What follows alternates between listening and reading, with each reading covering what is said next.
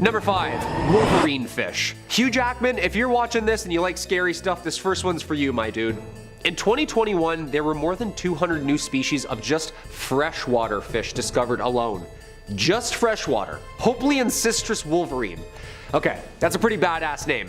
And a badass looking fish. There's no way in hell I'm taking that thing off of a hook with my hands. Are you kidding me? And you wouldn't want to either, because these fishes have strong lateral curved spikes called endontus tucked underneath their gills, which at any time they can extend and jab at their prey with these spiky prong-like claws, hence the name. For those of you who don't know Wolverine, he's an X-Men with claws. It kind of goes hand in hand here, you know? The wolverine fish is actually a catfish, however, that grows up to only about 6 or 7 inches long. They get their name from both the barbed razor-sharp prongs associated with them and the temper and aggression inside of them. Yeah, so like full-blown Wolverine-style anger. Luckily for us, they live in between rocks found so far in the Brazilian river of Rio Xingu in the lower Amazon that I don't think you're gonna swim into any one of these soon. I feel like that's where the scariest fish are, the Amazon. Also, kind of confusing biologists, so many species and names alike but not alike.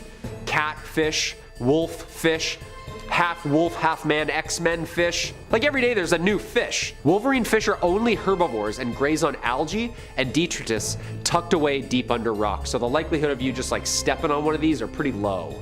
Might scare you away from their home, but they won't eat you. Just don't go flipping over any rocks and reaching underneath murky water in the Amazon. That's all I can say for this one. Number 4, alien fish? Well, one magnificent alien fish, Advena magnifica, which translates to magnificent alien, hence the name. No, it's not from outer space or anything, don't panic. Technically, it's not even a fish. This sea sponge literally gets its name because it just looks like E.T. Hey, I didn't name it, they did. To be fair, it does look like E.T. the alien, come on. The long neck, the huge head, the big eyes, it's literally perfect. This year, a new sea sponge was discovered officially. Well, plucked back in 2017, but they're sure now that it's a completely new species. Over 6,000 feet deep in the Pacific Ocean, research team from the Smithsonian National Museum of Natural History came upon a mesmerizing seascape. Dr. Chris Ma of the team dubbed the scene, quote, a forest of the weird. The sea sponge rises up from the seafloor to look exactly onto the direction of the current, mouth open, hoping to swallow up some bacteria to eat. That's sick. Just an alien sponge sticking their ET heads out, catching the breeze, hoping for some fast food. Doesn't sound like a bad gig.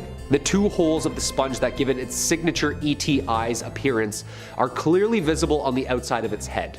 These holes, technically oscules, serve as openings of which the sponge pumps water out of. The sponge is covered in even tinier pores where the water is drawn into the sponge along with tasty bacteria and other small prey. Just sucked in through small chambers and the water's pumped out through a bunch of canals. Cristiana Castello Branco, the researcher who found this deep-sea gray, explains the importance of this discovery by saying, quote, as all of these organisms are intricately connected, by documenting and describing marine biodiversity, we are building a better understanding of life and the impact of humans on Earth. Yeah, 100% we're all connected. Let's give these little dudes some clean water. How about that, people, all right? No more Mountain Dew bottles just thrown into the lake. Pick it up. Number 3, bulldog fish. Catfish, wolverine fish, now bulldog fish. When are we just gonna have a fish, you know? The bulldog fish, or the Xenactinus oryx. That sounds like a Decepticon, doesn't it? Xenactinus oryx? Roll out. Well, it's Autobots. Never mind. This thing can truly teach a new dog some old tricks. Like 90 million years old tricks, because our newest discovery is actually a really old one. Extinct, thankfully. You wouldn't want to haul this thing up in your net. The Dino of the Week blog states that some of the longest bulldog fish ever may have once even measured up to 6 meters long. Yeah, that's like a regular sized shark. The bulldog fish fossils may be quite valuable as well. A fully intact, complete framed specimen sold for about $110,000 at Sotheby's auction house. Is this the reason fish and chips are so expensive nowadays? Like, what's going on here? This scary dude roamed the warm, shallow waters of the Western Interior Seaway that split America in 2 halves during the Upper Cretaceous period. Distinguished by their heavy, bony skull and armed to the tooth with teeth like a nightmare, last year, Andy Moore, a local fisherman, made a discovery while taking part in a fishing competition in Nebraska. When he brought brought his kayak over to free his line, he first thought that it was a skeleton of something that had recently died, so he just returned back to his tournament. He contacted the sheriff's department after the tournament, worried, and they got back to him saying it was his lucky day. Dude, imagine just reeling in a 90 million year old fish during a fishing tournament. Like, I hope he won. That's definitely first place, isn't it? Oh, Andy? Oh yeah, caught a 90 millioner, yeah. Number 2, the barrel eye fish. Tubular eyes, bro. No, seriously, your tubular eyes actually are very rare and also significantly puzzling. Say hello to the barrel eye fish, or the Macropina microstoma from the Opisthoproctus species, meaning backwards in Greek, to signify their uniquely designed flipped up eyes luminously inside, alive in their head, or backwards. Generally directed upwards and back to detect the silhouettes of both predator and prey, although they can move their eyes back to forward. Basically, they have a sunroof above their head that they can look up from inside their own head. Hey, that's pretty tubular, bruh. They can be found deep in tropical waters in the twilight zone, between 600 and 800 meters down. There are fish that gaze upwards through their transparent heads with eyes like mesmerizing emerald orbs. These domes are huge spherical lenses that sit on a pair of long silvery eye tubes, hence its common name. The barrel eye fish has a green tint over their eyes, which even acts as kind of like a sunglasses to help them track down prey in any sort of lighting. There is literally nowhere to hide, even for a bioluminescent fish. Barrel eyes are one step ahead the entire time. After years of only seeing dead, net-caught specimens, in 2021, Bruce Robinson with the Monterey Bay Aquarium Research Institute in California and their high-def cameras finally got a pretty good look at these dudes using remotely operated vehicles. Dude, these are apparently really rare. Side note, is this how fish are evolving? Like their heads are becoming see-through all of a sudden? Because this is terrifying. Like, imagine a shark with a sunroof. Number 1, the snapping shrimp.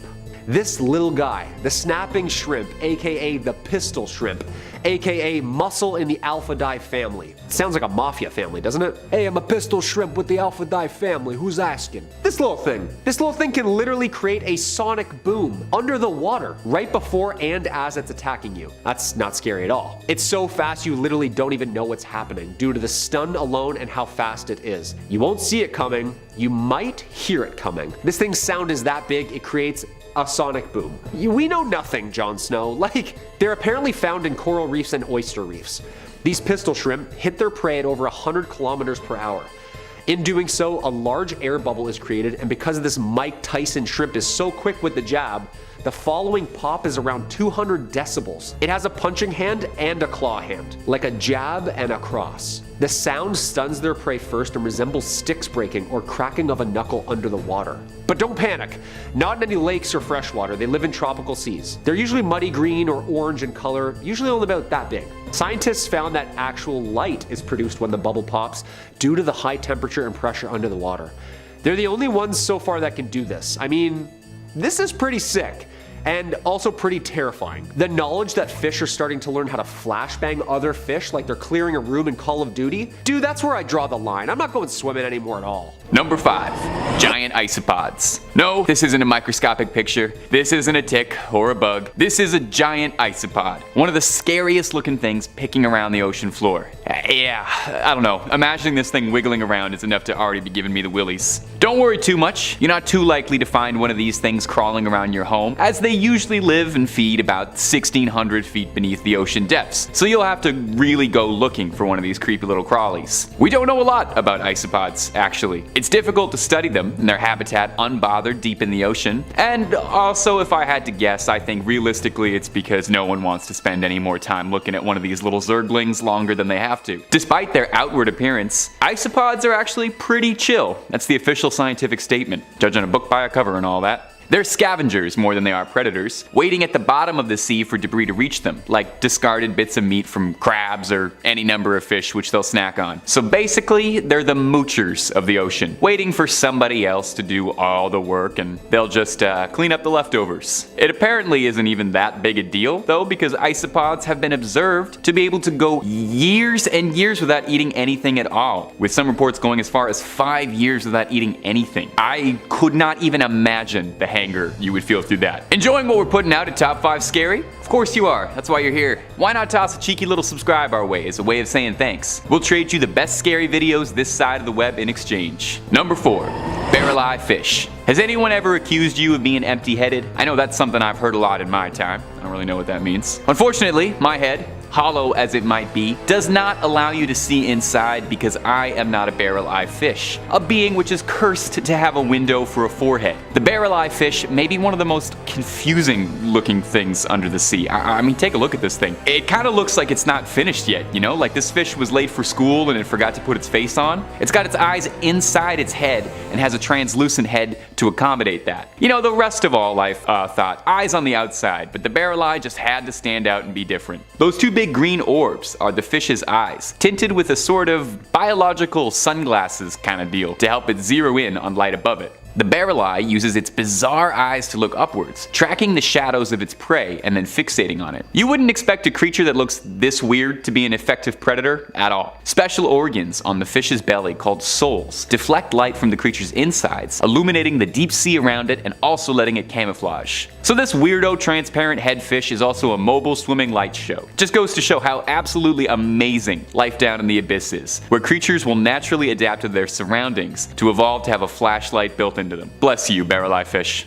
Bless you for being you. Number 3. Sarcastic fringehead. At first glance and description, the sarcastic fringehead doesn't sound particularly horrifying. It looks about as funky as most things you would see in an aquarium. And the name might make you wonder a little bit if it's got a reputation for being sassy, like maybe this is the fish that's always backhandedly complimenting you, which would be terrifying in its own right, but not for the reasons we tend to highlight on this channel. No, the sarcastic name comes from the fish's kind of dour expression, and I definitely do see where that's coming from because looking at photos of me, it looks like it's judging me just a little bit for my life's choices. Now, when this fish opens its mouth, you'll understand why it earned a spot here. The sarcastic fringehead's mouth can open up wider than its body, creating this delightful image you see here, and you will probably be seeing for the rest of your days. Now, if you're a little freaked out looking at this fish that looks like it crawled out of the upside down, that's understandable. But what if I told you that these fish have kiss fights? Sarcastic fringeheads fight for dominance with other fringeheads by expanding their very wide mouths and then pressing them together as a display to show who's got the biggest mouth. This is also how they attract mates, fighting off other fish and smacking their lips together to impress all the lady fringeheads, showing them just how wide their mouths go. And man, it has taken so much restraint right now to be talking about this and trying to keep this at a PG rating. Number 2. Frilled shark. A frilled shark, all things considered, sounds pretty cute. Maybe you're picturing a shark with lovely frills hanging off of it like some other fish have, like a cool fringe denim jacket. Or maybe you're picturing a shark wearing something lacy and frilly. I'm not gonna judge, you do whatever you'd like. Unfortunately, neither of those fantasies are particularly accurate because like everything else on this list, the frilled shark is an abomination of the ocean. It's already unnerving enough to look at, serving massive alien vibe, the James Cameron kind, not the friendly little gray man kind. And then it opens its mouth and you understand where the name comes from as you're treated to a mouth of 300 thrilled razor-sharp teeth like barbed wire. Just like the alien, they're able to open their jaws real wide to be able to snarf down prey considerably greater than their size, although exactly how much larger is unknown. These little terrors hunt by swimming around with their maw open and using the darkness to try and lure smaller prey right into a trap before being engulfed by what looks like the world's sharpest car wash. I genuinely can't even look at this thing's mouth for too long without starting to feel a little bit queasy, imagining it biting into anything. The frilled shark is considered a living fossil, much like the coelacanth, because in the 80 million years frilled sharks have been swimming across our planet, they haven't changed much. Like, at all. They more closely resemble prehistoric creatures than any of their contemporary shark counterparts. All that to say is, I guess, whatever nature was cooking with the frilled shark, clearly they got something right. They nailed it if they saw this thing for 80 million years and thought, absolutely no changes. This one's perfect. Number 1. Colossal squid. At our number 1 spot is a living legend, the colossal squid. Thought for many years to be an urban legend due to their elusive nature, for a long time not much was known about these cephalopods other than the fact that they are very, very, very, very, very large. Reports of giant squids describe them as being anywhere up to a staggering 65 feet long, but collected squids range in at a much more humble 42 feet long. Oh. Okay, well I was getting worked up over nothing. Humans and colossal squids don't particularly cross paths often, what with them living 3,000 feet under the sea. And that is definitely a good thing, because these squids are not something you would ever want to mess with. Its tentacles are lined with sharp hooks to sink into their prey and prevent them from getting away. Alongside the usual suckers that squid's tentacles have, hard, toothy-like rings that dig into prey and keep them wrangled. It's common to find whales covered in these scars, or slashes and shreds from the hook of a giant squid. The thought of being grabbed by these tentacles is enough to stop me from ever ordering calamari again. What with being one of the bigger monsters swimming around down there, the colossal squid doesn't have much in the way of predators. I guess that's kind of one of the benefits of being a 40-foot monstrosity. People stop messing with you, you know? People stop trying to pick on you. They start respecting you more, and no one tries to eat you anymore once you're, you know, bigger than anything else down there. Number 5 on this list is a giant eel. This is a true story that comes in from a Reddit user, RCMW181. They write, an old World War II ammunition ship off the south coast of England was full of brass-topped shells. Most had been taken by divers over the years, and it was now very rare to see them, apart from a pile in one corner of the ship. The pile of shiny brass metals was miraculously untouched and remarkably clean after spending years underwater, and you only found out why if you swam near them. Out of the murky darkness, the largest eel I have ever seen snakes forward. Without exaggeration, this thing had a head the same size as a horse's head, full of jagged teeth. I could not see the body as it looped into the dark and deeper into the ship. No one got near those shells. Turns out for years this thing had been guarding the shiny brass shells, slithering over them, making them shine. We found out at a bar later that he was famous in the area, and many people went to the wreck just to see him. No idea why this giant creature was guarding them like a dragon and its horde, but some said eels are like magpies and like shiny things. There are multiple scary discoveries in this story in my opinion. First off, our Reddit user just glosses over the fact that they're in a sunken World War II munitions ship.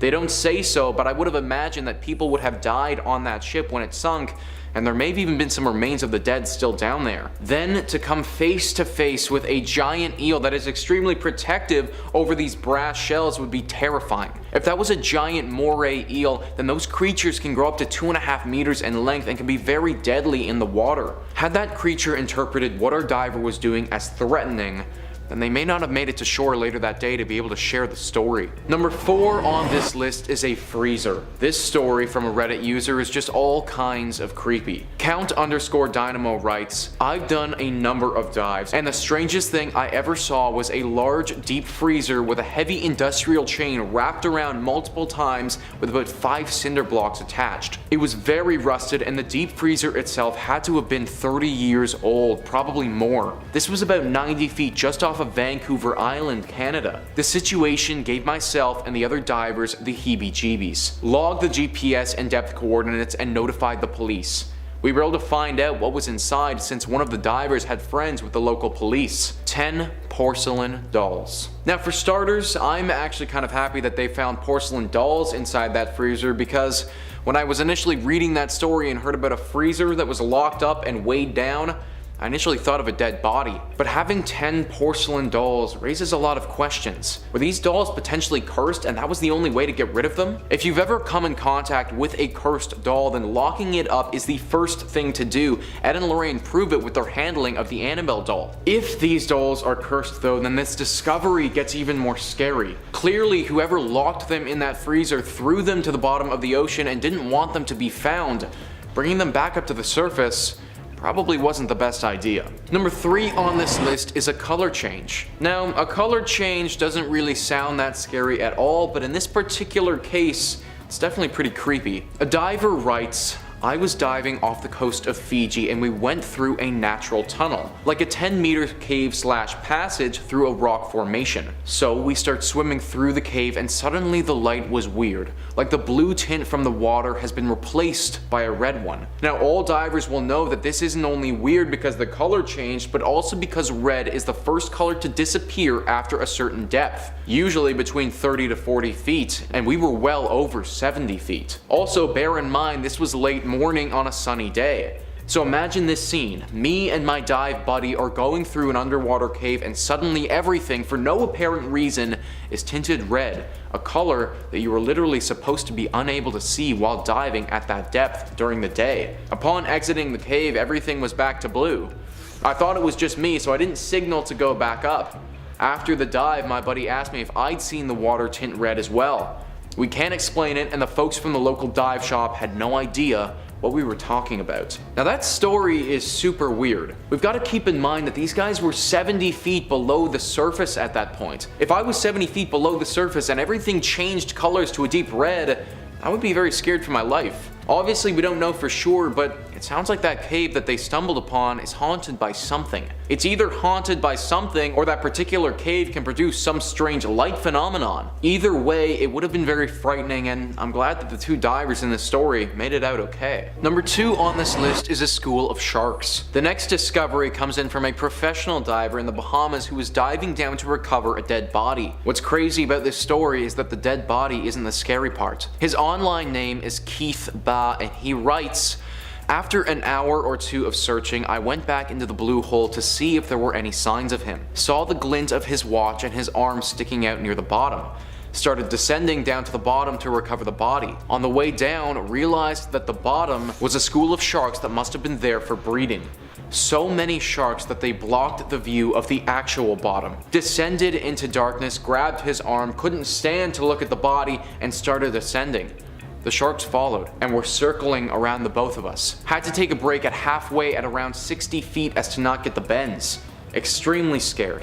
The entire time waiting to normalize being super scared. Victim was struck by a passing boat." So not only is finding a dead body underwater super scary in my opinion, but to stumble upon so many sharks that you can't even see the bottom of the ocean, that's beyond terrifying. Then to have said sharks follow you up to the surface, deciding whether or not they're going to eat you, would have been absolutely brutal. He didn't specify what type of sharks they were, but after doing some research, sharks tend to get far more aggressive during mating, and therefore the risk of our divers getting attacked is significantly increased. Also, the number of sharks that can gather during mating season can rise into the hundreds. One shark is scary enough and will likely win in a fight, but tens to even hundreds of them would have easily had their way with this diver. Not sure about you guys, but if that was me, I would be exclusively a land dweller from then on out. Number 1 on this list is a person. People aren't typically scary discoveries, but in this case by some deep sea divers, it definitely was. One diver writes, "Me and 2 buddies were on a night dive in the Puget Sound hunting prawns. It was about 1 AM and we're a good 100 feet deep, the darkest black you could imagine. We used to do this thing on night dives where we'd get in a circle, turn off our lights, then stir up the water and watch the bioluminescence float around us like floating stars in a black watery space. Only this time, we turn off our lights, stir up the water, and the water glows just enough to reveal a 4th person sitting in our circle. We were at a dive resort, so it wasn't so odd to see another diver, only it was 1 AM and we'd see nobody else prepping a dive at the dock. He was also alone, which was odd considering the dangerous conditions of a night dive in those waters, and he had no fins or gloves. I don't know how he swam so well without fins or didn't get hypothermia without boots or gloves. We wore dry suits because it was so cold, but this dude was in a wetsuit with exposed skin. We thought we saw a giant gash on one of his legs. So the 3 of us all notice him and we're too scared to move. I can hear my buddies panting in their regs and the guy just smiles, waves, and then swims away. Whenever you think you're alone and someone just shows up like in an alley at night, it's weird. 100 feet underwater at night is terrifying. After reading this story, I got some serious ghost vibes. Now obviously I can't know for sure and those divers didn't either, but this man just appeared out of nowhere and had a giant gash on his leg. He also wasn't wearing the proper gear and they didn't see him enter the water when they were getting ready to go. Potentially, rather than just be another diver out and about, this is the ghost of someone who went diving and died. Now their spirit just swims through the ocean for eternity. I've read a lot of ghost stories and reports of sightings before, and that has all the telltale signs of one.